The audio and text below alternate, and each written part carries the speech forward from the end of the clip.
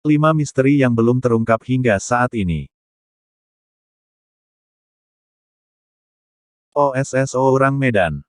Berdasarkan laporan yang sudah menyebar, pada Juni tahun 1947 banyak kapal berlayar di rute perdagangan Selat Malaka, yang berlokasi di antara Sumatera dan Malaysia, mengaku telah menangkap beberapa kali sinyal darurat SOS. Pesan dari kapal tersebut cukup seram karena menyatakan bahwa, semua awak termasuk kaptennya telah tewas, terbaring di seluruh penjuru kapal. Komunikasi ini diikuti oleh Morse kode yang gak bisa diterjemahkan yang ditutup dengan pesan, aku juga mati. Setelah itu hanya ada keheningan yang terdengar.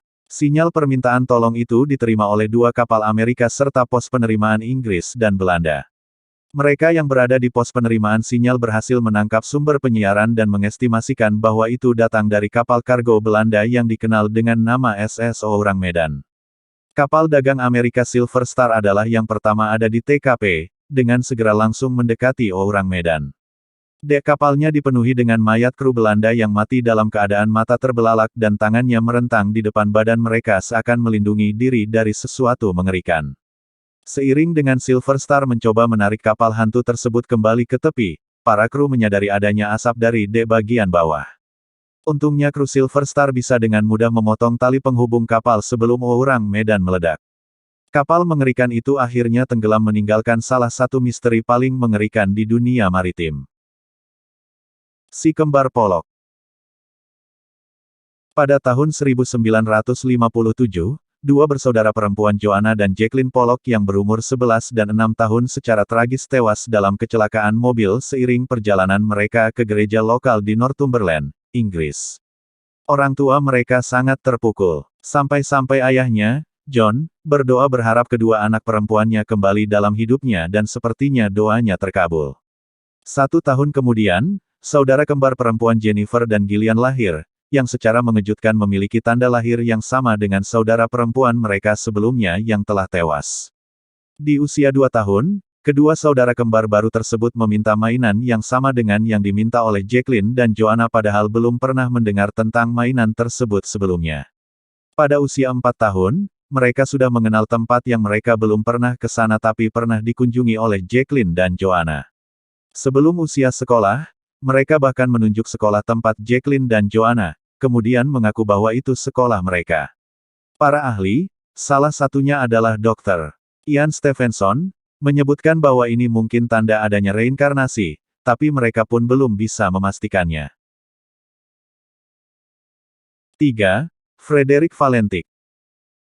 Pada tanggal 21 Oktober tahun 1978, Frederick Valentik meninggalkan Melbourne, Australia untuk memulai latihan terbang 125 mil menuju Kings Island.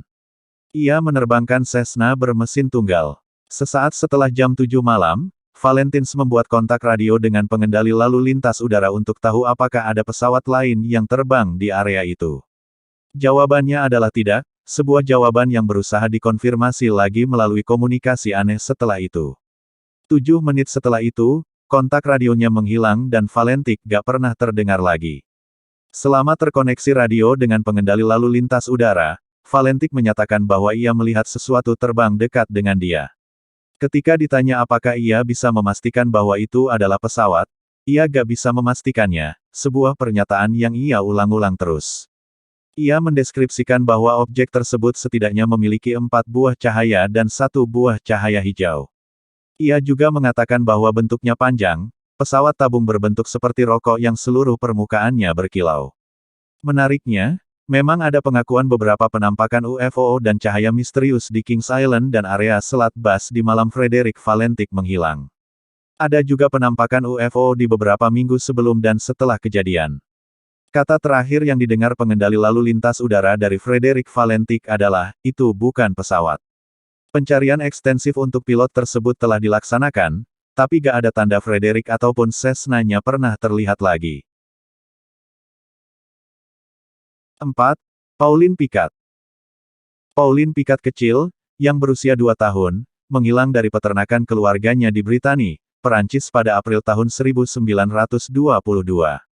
Pencarian ketat gagal menemukannya. Namun beberapa hari kemudian, polisi menerima berita bahwa seorang gadis cilik yang cocok dengan deskripsi Pauline ditemukan berkelana di kota Shehbuh, sekitar 320 km dari peternakan pikat. Orang tua Pauline datang untuk memeriksa gadis cilik tersebut dan menyatakan bahwa itu memang Pauline yang hilang.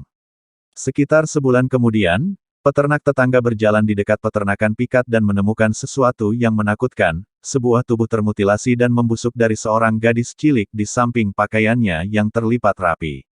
Ia mengingatkan pihak berwenang, yang kemudian hadir di TKP dengan penduduk kota, di antaranya ada orang tua Pauline.